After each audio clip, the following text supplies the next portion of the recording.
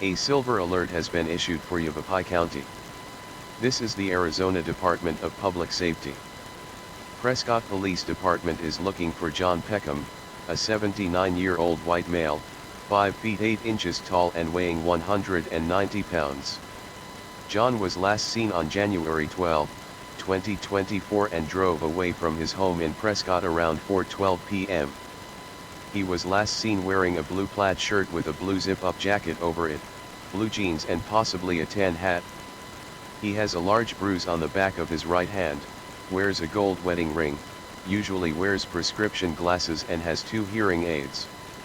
He has salt and pepper hair. John suffers from memory issues. He was last seen in a silver 2016 Buick Encore with Arizona license plate KNT20. If you have contact with the silver alert, please call 911. Monitor TV and radio for updates.